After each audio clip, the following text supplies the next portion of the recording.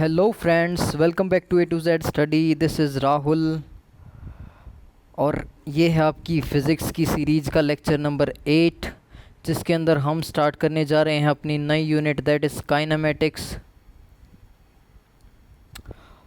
और काइनेमेटिक्स के अंदर भी हम इस लेक्चर के अंदर करेंगे उसका first part that is motion in one dimension. सबसे पहले हमें पता होना चाहिए भाई क्या होता है मोशन इन वन डायमेंशन। तो देखो भाई, अगर कोई भी ऑब्जेक्ट, कोई भी बॉडी एक लाइन के अलोंग मूव करे, suppose that here we have a line, और कोई भी बॉडी या ऑब्जेक्ट सिर्फ उसके अलोंग मूव करे, इसका क्या मतलब है? इसका मतलब ये है या तो उसके ऊपर फॉरवर्ड और उसके ऊपर बैकवर्ड मूव करे, तो उसका मोशन क्या हो जाएगा? Motion in 1D, that is motion in one dimension. ऐसे ही मोशन इन 2 डायमेंशन होता है। तो क्या होता है मोशन इन 2 डायमेंशन? अगर एक बॉडी या ऑब्जेक्ट एक प्लेन के अंदर मूव करता है, suppose that here we have a plane, और एक बॉडी है वो इस प्लेन के अंदर कहीं भी मूव कर सकता है, तो उसका जो मोशन होगा वो होगा मोशन इन 2 डायमेंशन। देखो भाई, ऐसा क्यों होता है? प्लेन के अंदर मोशन को हम 2 डायमेंशनल मोशन क्यों बोलते हैं? तो ऐसा इसलिए है क्योंकि जो प्लेन है उसकी 2 डायमेंशंस मेज़र कर सकते हैं हम, एक तो उसकी लेंथ, एक ब्रेड्थ। तो इसलिए motion in plane is called motion in 2 dimension. अब बात आती है मोशन इन 3 डायमेंशन। तो क्या होता है मोशन इन 3 डायमेंशन? अगर कोई बॉडी या ऑब्जेक्ट स्पेस के अंदर मूव करे, तो उसका जो मोशन होगा वो होगा 3 डायमेंशनल मोशन। ऐसा इसलिए होता है क्योंकि स्पेस के अंदर हम तीनों डायमेंशन मेज़र कर सकते हैं, लेंथ, ब्रेड्थ एंड हाइट। तो ये थी कुछ बेसिक सी इंट्रोडक्शन की बातें। अभी हम प्रोसीड करते हैं अपने मोशन इन 1 डायमेंशन के अंदर। तो भाई, इसके अंदर हमें सबसे पहले पढ़ना है what is motion and what is rest. तो भाई, मोशन क्या होता है? देखो, ये है थोड़ा सा एडवांस पॉइंट इसका। इससे पहले हमें बेसिक समझना है, बेसिकली मोशन क्या होता है। देखो, मोशन होता है जब भी कोई बॉडी या ऑब्जेक्ट अपनी पोजीशन को चेंज करे टाइम के साथ with respect to its surrounding. अपनी सराउंडिंग के रिस्पेक्ट में टाइम के साथ अगर कोई बॉडी या ऑब्जेक्ट अपनी पोजीशन को चेंज करता है, तो वो होगा in motion with respect to its surrounding. देखो, सराउंडिंग के अंदर कोई भी एग्जांपल ले सकते हो। सपोज दैट यहाँ पर एक बॉय है, बॉय 1, और बॉय 2 मूव कर रहा है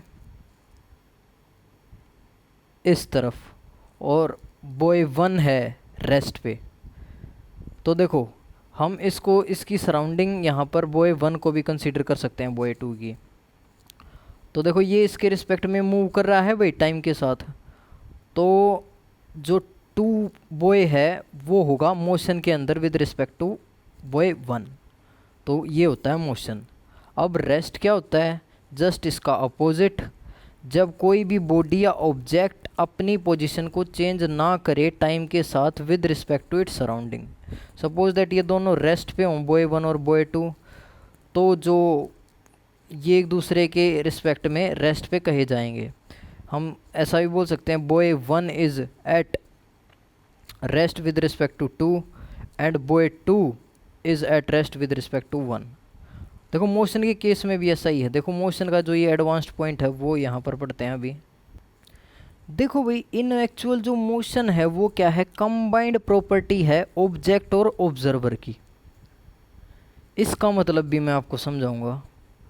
there is no meaning of rest और मोशन विदाउट ऑब्जर्वर। अगर ऑब्जर्वर नहीं सेलेक्ट करेंगे हम, अगर ऑब्जर्वर नहीं होगा तो रेस्ट और मोशन का कोई मतलब नहीं है। ना ही तो कोई चीज़ परफेक्टली रेस्ट में होती, ना परफेक्टली मोशन में होती। देखो, ऐसा क्यों है? मोशन और रेस्ट ऑब्जर्वर की और ऑब्जेक्ट की प्रॉपर्टी क्यों है? देखो भी, ऐसा इसलिए है, ऑब्जर्वर के ऊपर डिपेंड करता है कि जो बॉडी है वो रेस्ट पे होगी या मोशन में होगी। कैसे डिपेंड करता है? सपोज दैट यहाँ पर गाड़ी जा रही है एक, और उस गाड़ी के अंदर 2 बंदे बैठे हैं।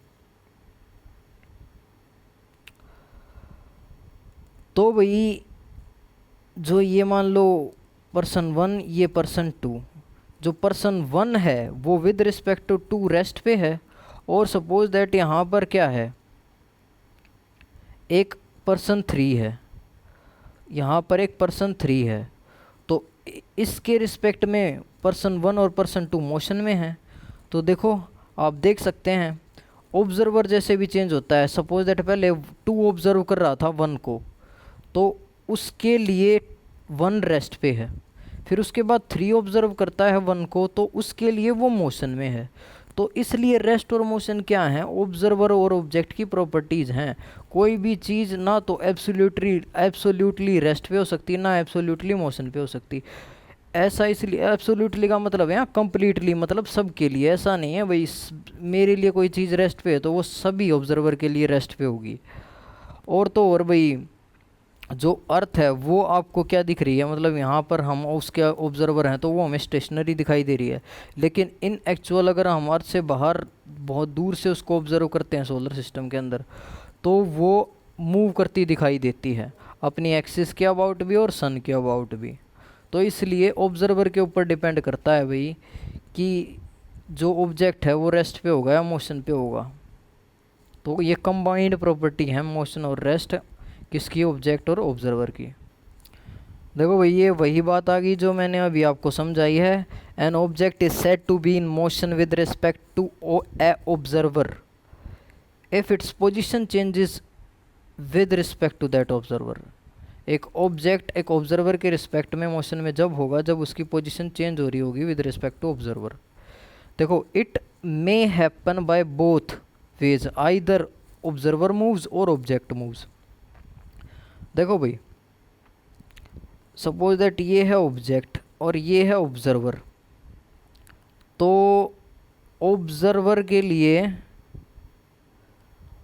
ऑब्जेक्ट जब भी मूव करेगा जब खुद ऑब्जेक्ट मूव कर रहा होगा, और ऑब्जर्वर के लिए ऑब्जेक्ट जब भी मूव करेगा जब खुद ऑब्जर्वर मूव कर रहा होगा और ऑब्जेक्ट रेस्ट पे होगा।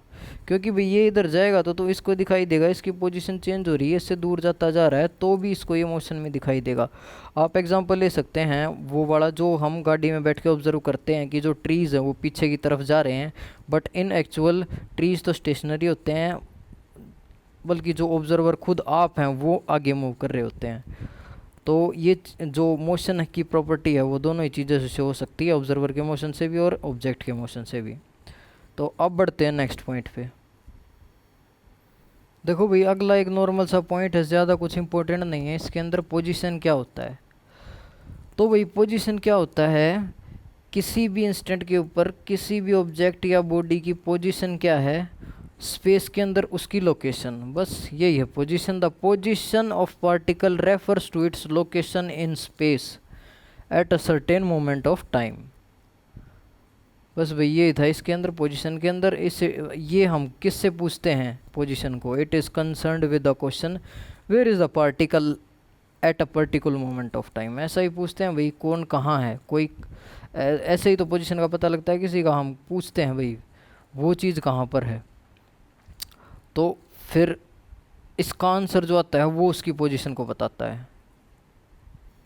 तो ज़्यादा कुछ इम्पोर्टेंट सा था नहीं इस पॉइंट के अंदर। अभी बढ़ते हैं नेक्स्ट पॉइंट पे। तो वही अगला पॉइंट आ जाता है अपना डिस्प्लेसमेंट, और इससे नेक्स्ट होगा डिस्टेंस। तो इनको एक बार आपको नॉर्मली समझाता हूँ मैं क्या है डिस्टेंस और डिस्प्लेसमेंट। सपोज दैट हमारे पास एक बॉडी थी जो पॉइंट ए पर थी, वो क्या थोड़ा सा मोशन करके कुछ इस तरीके का मोशन करके वो पॉइंट बी के ऊपर चली गई। तो भाई डिस्प्लेसमेंट क्या होगा? जो शॉर्टेस्ट डिस्टेंस है उसकी initial position that is A और final position that is B के बीच में, वो हो जाएगा उसकी डिस्प्लेसमेंट।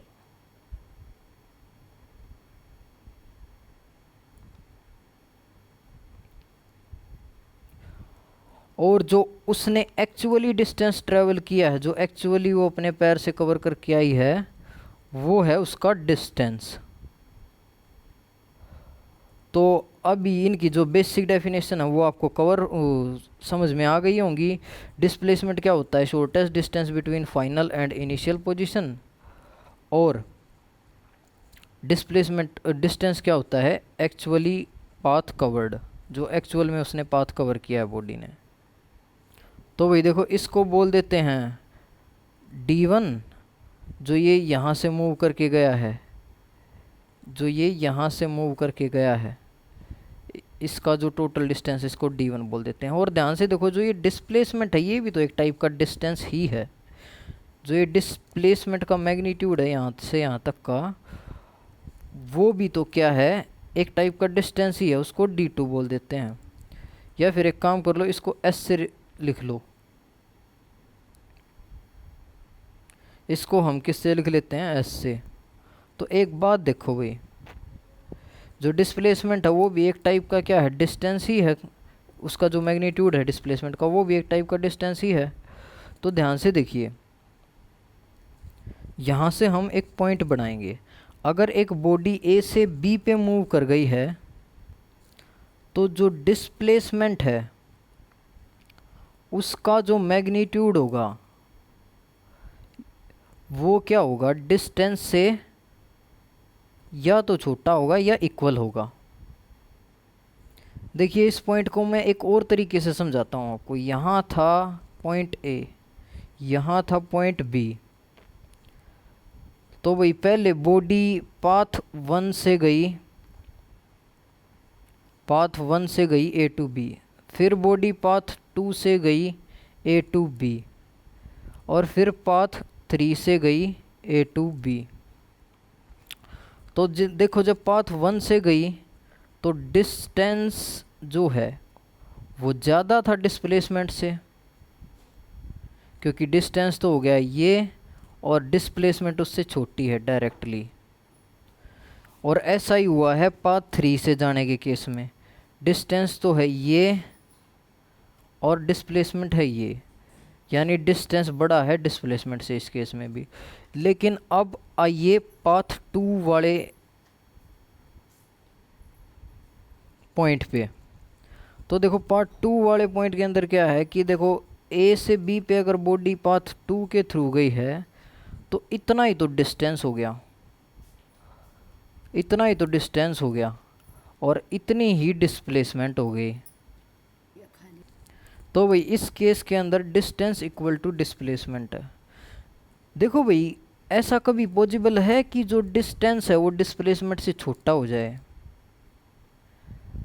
ज़्यादा से ज़्यादा क्या हो सकता है, डिस्टेंस और डिस्प्लेसमेंट इक्वल हो सकते हैं। ऐसा नहीं होगा कभी भी कि जो डिस्प्लेसमेंट है वो डिस्टेंस से बड़ी आ जाएगी। ऐसा कभी भी पॉसिबल नहीं है कि डिस्प्लेसमेंट कभी भी डिस्टेंस से बड़ी आ जाएगी।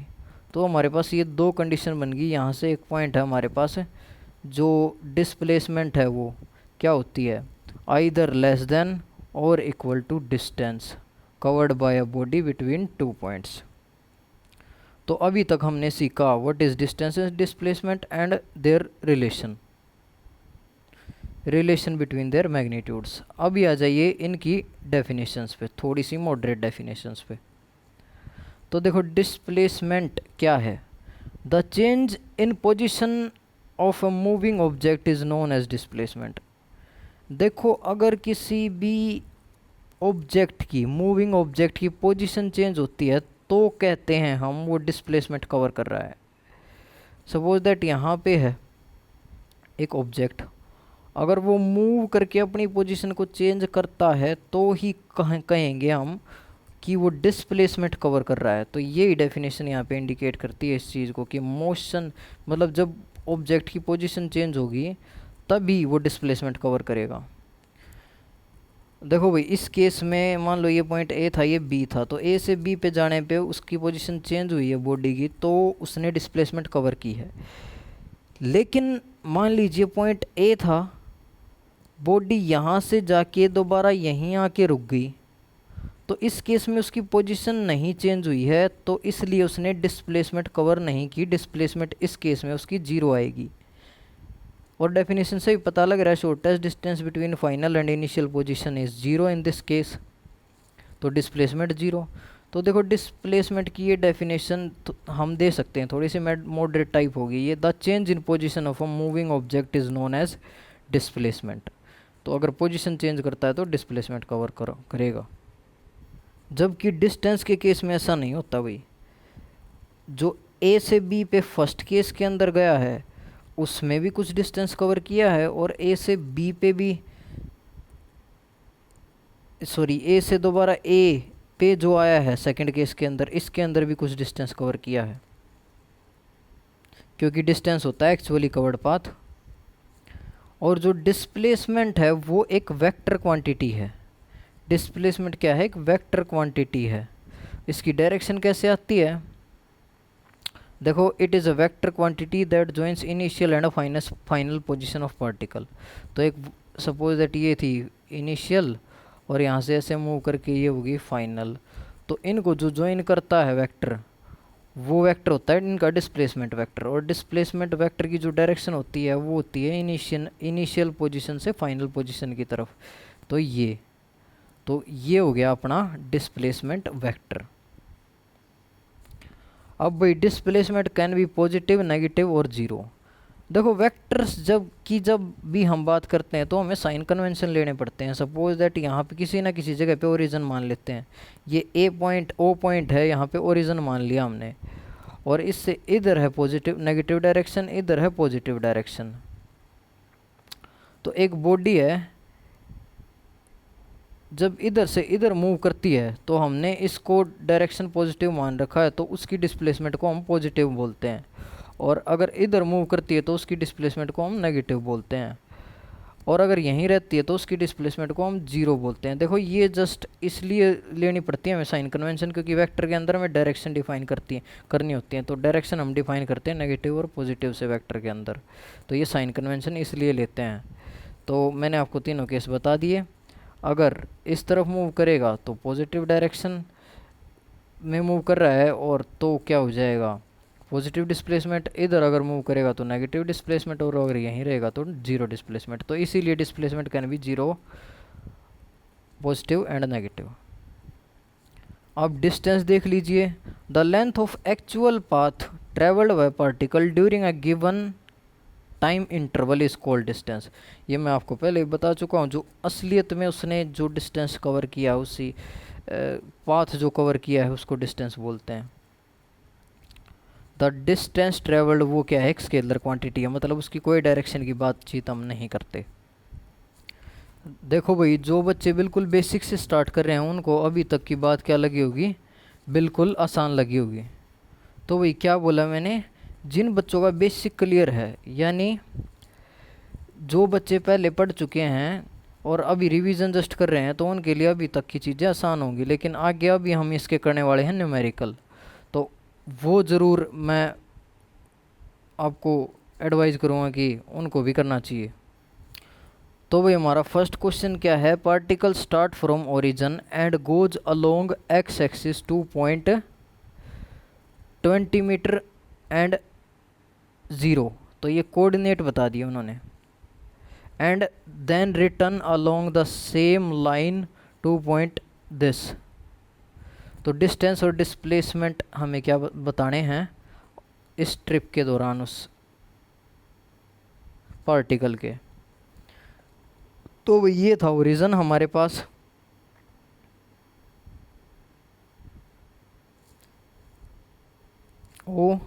तो यहाँ से वो गया है पहले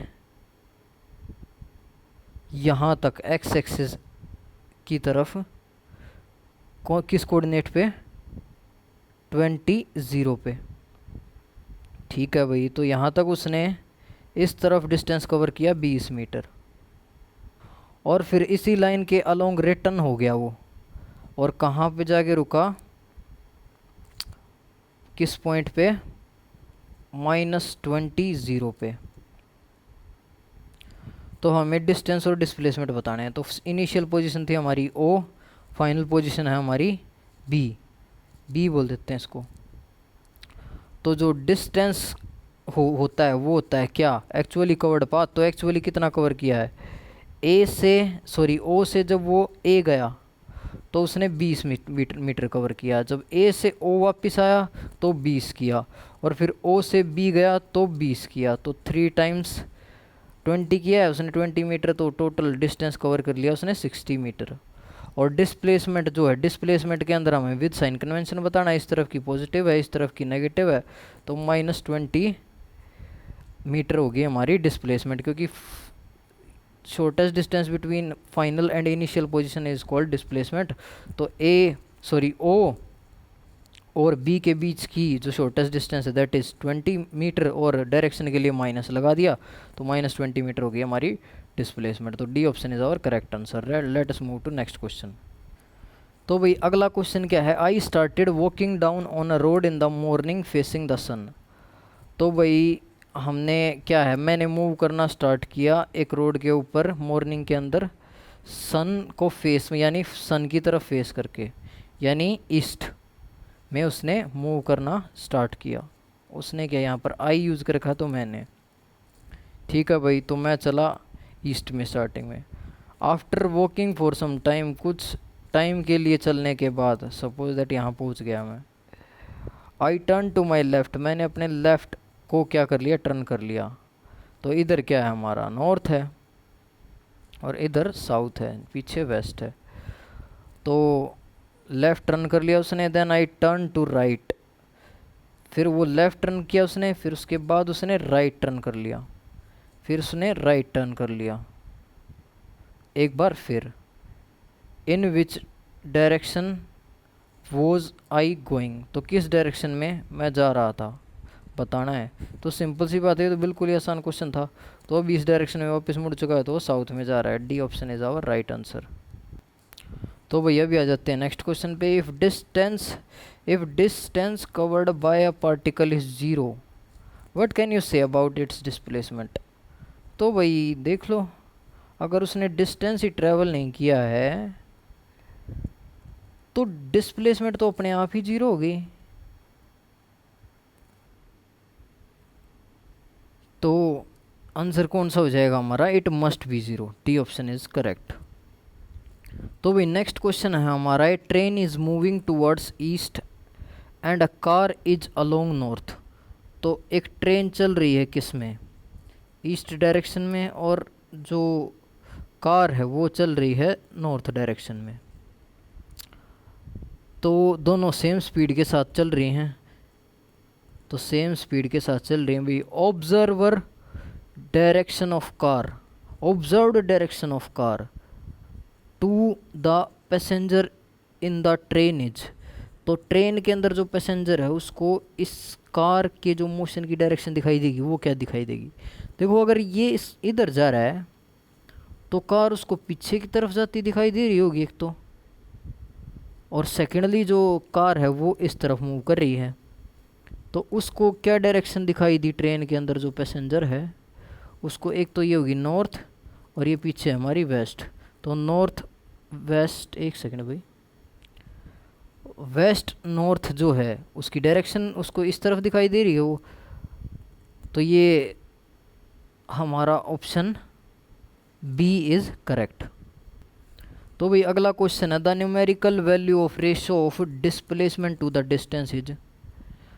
तो भाई देखो न्यूमेरिकल वैल्यू, ये रिलेशन मैं आपको बता चुका हूँ, जो डिस्प्लेसमेंट होती है वो आइदर लेस देन और इक्वल टू डिस्टेंस होती है। तो यहाँ पर रेशो बताना है हमें किसका, डिस्प्लेसमेंट टू डिस्टेंस का। तो डिस्प्लेसमेंट टू डिस्टेंस का रेशो आ गया क्या, लेस देन और equal to 1।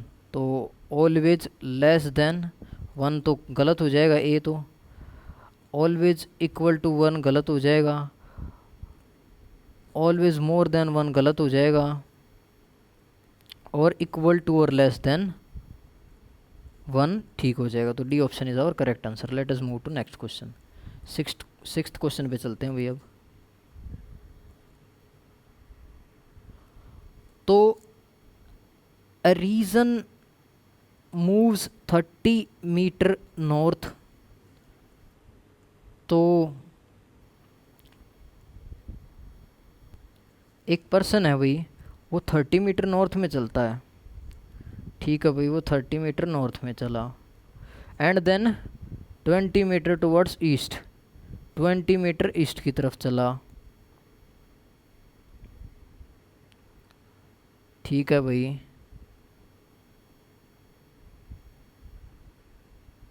And finally 30√2 in south west direction. देखो साउथ वेस्ट डायरेक्शन उसके लिए कौन सी है, साउथ हो गया इधर, वेस्ट वेस्ट हो गया इधर, तो साउथ वेस्ट आ गई इधर, यानी 45 डिग्री पे इधर। तो यहाँ से 45 डिग्री पे वो चला कितना, वो चला कितना 30√2 मीटर। तो हमें क्या बताना है, the displacement of person from the origin will be, था हमारे पास ये ओ, तो यहाँ से उसकी जो डिस्प्लेसमेंट है फाइनली वो बतानी है।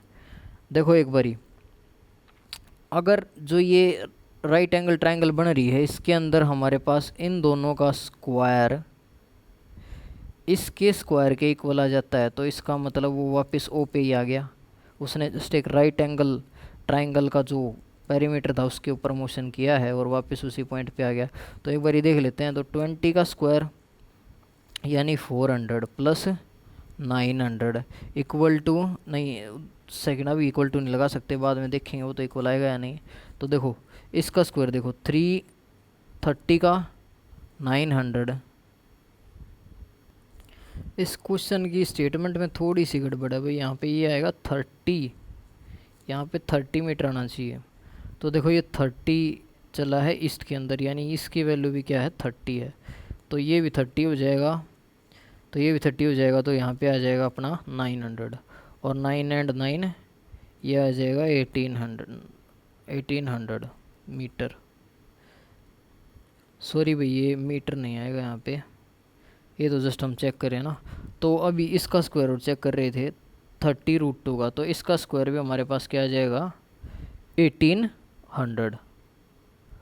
तो इसका मतलब वो जस्ट क्या कर रहा है, एक राइट एंगल ट्रायंगल के ऊपर मूव किया और दोबारा उसी पॉइंट पे आ चुका है, तो उसकी डिस्प्लेसमेंट जो होगी वो होगी 0। तो वही अभी मूव करते हैं अपने नेक्स्ट क्वेश्चन पे। तो वही नेक्स्ट क्वेश्चन है, the location of particle is changed, what can we say about displacement and distance covered by particle. तो वही लोकेशन चेंज हुई है, तो हम क्या कह सकते हैं उस पार्टिकल के बारे में, उस पार्टिकल की डिस्टेंस और डिस्प्लेसमेंट के बारे में। तो बोथ कैन बी ज़ीरो, भाई both can be zero, how it is possible, displacement तो ज़ीरो होगी। एक सेकंड भाई, अगर लोकेशन चेंज हुई है तो डिस्प्लेसमेंट भी ज़ीरो नहीं होगी। तो भाई अगला ऑप्शन है 1 ऑफ 2 में भी ज़ीरो, दोनों में से एक ज़ीरो होगी। देखो लोकेशन अगर चेंज हो गई, लोकेशन अगर यहाँ से यहाँ चेंज हो गई तो डिस्प्लेसमेंट और डिस्टेंस में से कोई सा भी ज़ीरो नहीं होगा। तो ऐसा ऑप्शन देखो जो इनको सेटिस्फाई करता हो। तो अगला है बोथ मस्ट बी ज़ीरो, ऐसा पॉसिबल ही नहीं है। और नेक्स्ट है if one is positive the other is negative and vice versa. देखो एक की डायरेक्शन है दूसरे की नहीं है, तो ये ऑप्शन भी ठीक नहीं हुआ, इसके अंदर करेक्ट ऑप्शन गिवन नहीं है। तो करेक्ट ऑप्शन हम दे लेंगे, इसको काट दो भाई, इसको काट के हमारा जो डी ऑप्शन हो जाएगा both must be non zero, both must be non zero, ये हमारा करेक्ट हो जाएगा। तो भैया अभी आते हैं नेक्स्ट क्वेश्चन पे। अब body start moving from this point to this, then from this to this, total distance and displacement बताना हमें। तो चलो इसके लिए पहले क्वाड्रेंट बना लेते हैं। तो भाई ये है अपने पास क्वाड्रेंट,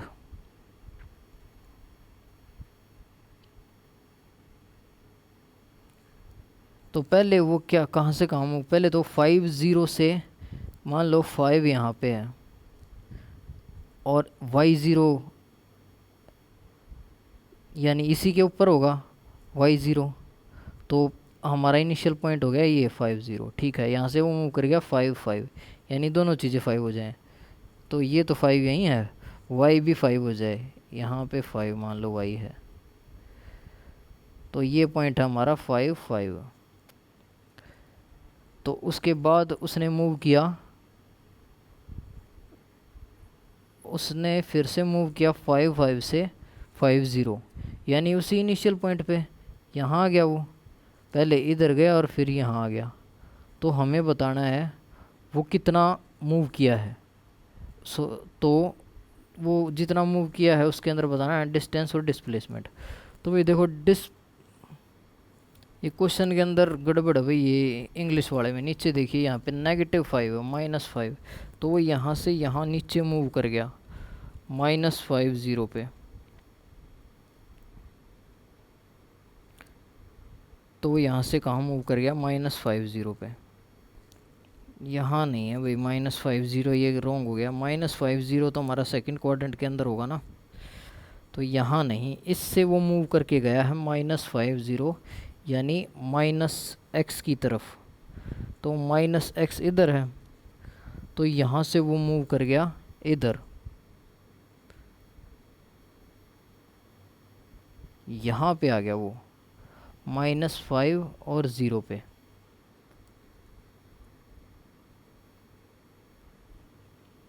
इसके नीचे हो जाएगा एग्जैक्टली -5 और 0, -5 0। तो वो स्टार्टिंग में था यहाँ पर, यानी पॉइंट ए पे, दैट इज़ 50 पे। उसके बाद बी पॉइंट पे गया 5 पे। उसके बाद यहाँ से गया वो सी पॉइंट पे, दैट इज़ -5 एंड 0 पे। तो अभी हम बताएंगे डिस्टेंस कितना कवर किया उसने। तो ये हो गया 5 यहाँ से यहाँ तक का, और उसके बाद ये और देख लीजिए कितना है, 5 ये और 5 ये, तो ये आ गया अपने पास 10 मीटर। तो 5 तो इतना उसने कवर कर लिया। उसके बाद ये है 10, तो पाइथागोरस से हम ये और निकाल लेंगे, तो ये और निकाल लेंगे, तो ये हो जाएगा √5² + 10²। तो जो ये हाइपोटेन्यूस आया है भाई, इसको एक बार इधर सोल्व कर लेते हैं थोड़ा सा। तो ये अपने पास है √5² + 10 को क्या लिख लेते हैं, 2 × 5 का स्क्वायर, 2 × 5 का स्क्वायर। तो ये हो जाएगा अपने पास कितना, टोटल 5 × 5 का स्क्वायर, क्योंकि यहाँ से 2 का स्क्वायर हो जाएगा 4, और एक है यहाँ पर 5 का स्क्वायर, तो टोटल 5 का स्क्वायर। तो ये 5² बाहर आ जाएगा, तो 5√5 आ गया। तो 5√5 आ गया हमारे पास ये हाइपोटेन्यूस। और 5 है हमारे पास ये वाली लेंथ। तो टोटल डिस्टेंस हो गया 5√5 + 5, तो 5 कॉमन अंदर रह गया 1 + √5। तो अभी डिस्प्लेसमेंट निकालने की ज़रूरत भी नहीं, इतने मीटर आ गया हमारा डिस्टेंस। तो C option is correct answer. तो वही नेक्स्ट क्वेश्चन है, a particle initially is at 2,2 and after some time it moves 3,2, its displacement vector बताना है हमें। तो देखिए पहला क्वाड्रेंट हम बना लेते हैं, क्योंकि पहले क्वाड्रेंट के अंदर दोनों पॉजिटिव होते हैं और दोनों पॉजिटिव पॉइंट्स ही हैं हमारे पास। तो इसके अंदर ये हो गया 1, 2 एंड 3, 1, 2 एंड 3। तो वो इनिशियली कहाँ था, 2, 2 पे। तो इस पॉइंट पे था वो इनिशियली, यहाँ पे था वो 2, 2 पे, 2, 2 पे था, और फाइनली वो मूव कर गया 3, यानी x 3 पे, और y उतना ही रहा। तो वो यहाँ मूव कर गया 3, 2 पे। तो अभी हमें उसका डिस्प्लेसमेंट वेक्टर बताना है। तो देखो डिस्प्लेसमेंट वेक्टर बताने के लिए हम क्या कर लेते हैं, एक बार जो ये इनिशियल पॉइंट था इसका नाम दे देते हैं a, फाइनल का b। तो जो a का जो पोजीशन वेक्टर है वो क्या हो जाएगा, position vector of a vector क्या हो जाएगा, 2i कैप + 2j कैप। ऐसा ही तो करते हैं हम पोजीशन वेक्टर लिखने के लिए। एक पॉइंट हो हमारे पास और उसका पोजीशन वेक्टर लिखना हो तो जस्ट उसके x कोऑर्डिनेट के साथ i लगा देते हैं, y के साथ j लगा देते हैं। ऐसे b का आ जाएगा हमारे पास, b का क्या आ जाएगा, 3i कैप + 2j कैप। तो अभी ए बी वेक्टर क्या है, डिस्प्लेसमेंट वेक्टर है। ए बी वेक्टर क्या होता है, position vector of b vector, position vector of b vector minus position vector of a vector. तो position vector of b vector हमारे पास 3i कैप + 2j कैप, 3i कैप + 2j कैप, और इसमें से माइनस कर देंगे ये वाला, तो 3 में से 2 जाए, 3 में आई वालों में से आई कॉमन, और 3 में से 2 तो 1, तो बच गया हमारे पास आई कैप। और जो ये जे वाले हैं जे कॉमन, और अंदर रह गया 2 - 2 तो 0, तो हमारा पोजीशन वेक्टर आ गया आई कैप। तो डी हमारा राइट आंसर है।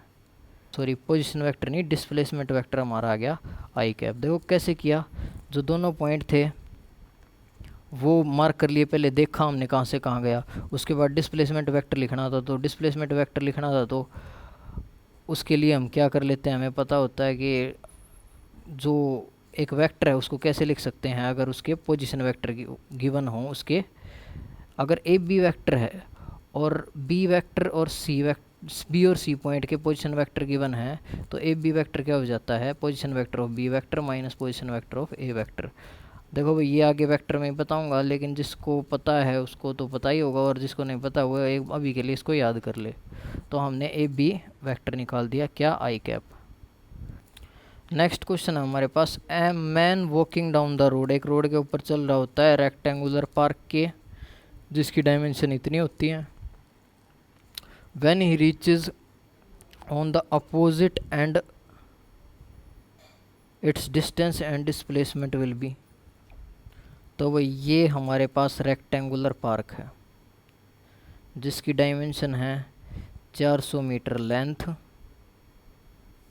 और 300 मीटर ब्रेड्थ।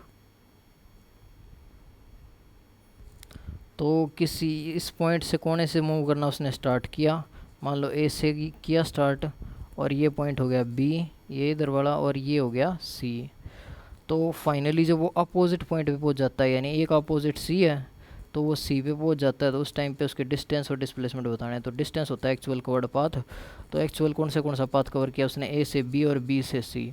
तो ए से बी कितना 300 और बी से सी 400, तो डिस्टेंस हमारे पास आ गया 700 मीटर।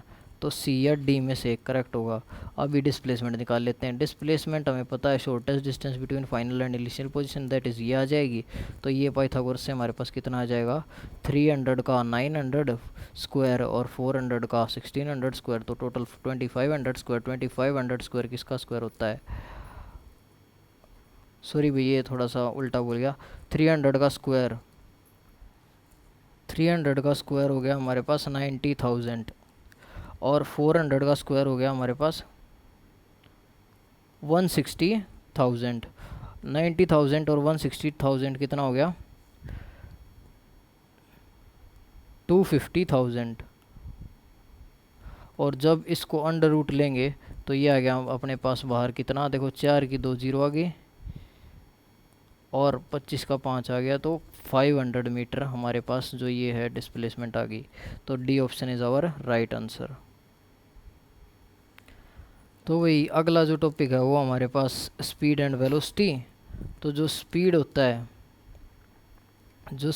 है वो क्या होता है, डिस्टेंस पर यूनिट टाइम, और वेलोसिटी जो होता है वो होता है डिस्प्लेसमेंट पर यूनिट टाइम।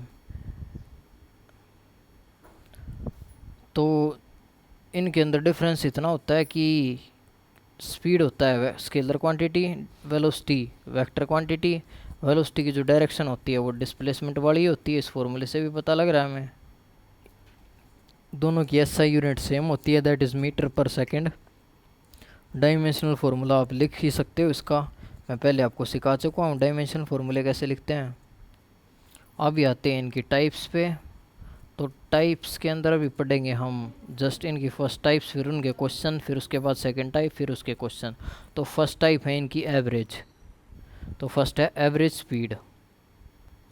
तो भाई एवरेज स्पीड क्या होती है, एवरेज स्पीड होती है total distance covered upon total time taken. जितना टोटल डिस्टेंस उसने कवर किया है उसके डिवाइड में जितना टोटल टाइम उसने लिया है।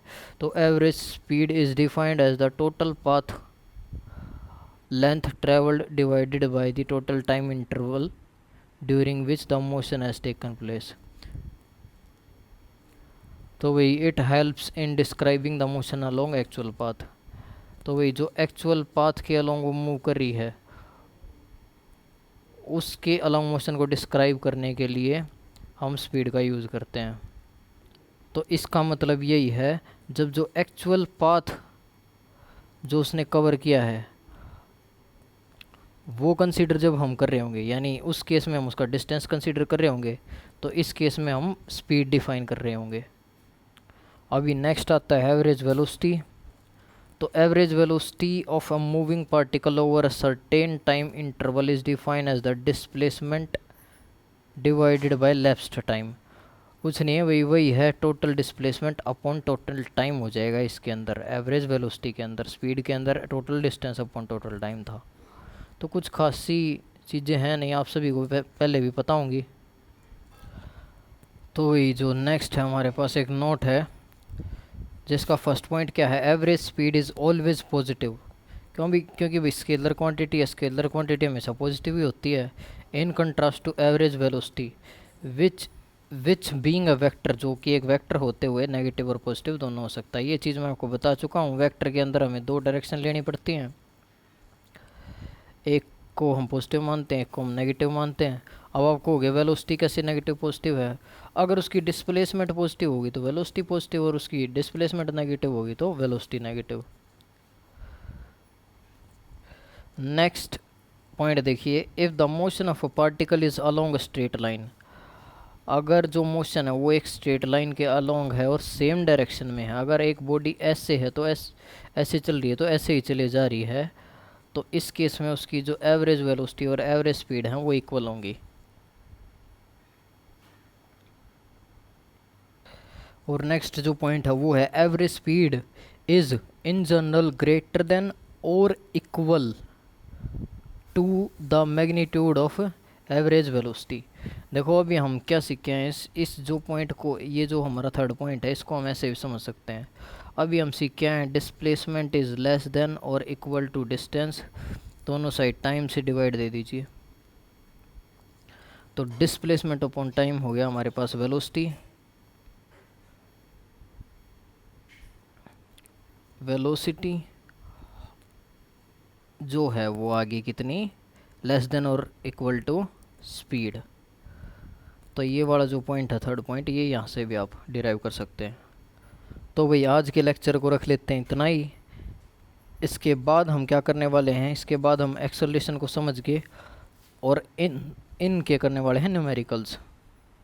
आज की क्लास के अंदर हमने कवर किया डिस्टेंस, डिस्प्लेसमेंट और उसके न्यूमेरिकल्स, और definitions of velocity and speed और उनके कुछ पॉइंट्स। और इससे अपकमिंग में मैं बता ही चुका हूँ क्या आने वाला है। और मैं आपको रिक्वेस्ट करता हूँ कि प्लीज़ मेरे को अच्छे से फॉलो कीजिए, अच्छे से क्वेश्चंस करिए जो मैं करवा रहा हूँ, और जो नोट्स हैं वो आप खुद से बनाएंगे तो बेहतर रहेगा, अदरवाइज़ आपको टेलीग्राम पे पीडीएफ मिल जाएगा इनके नोट्स का। अभी ये वाला पीडीएफ आपका जाएगा टेलीग्राम के ऊपर, जिसका लिंक है डिस्क्रिप्शन बॉक्स में। And so for PDF you can join Telegram. So अभी करते हैं वीडियो को एंड, थैंक यू।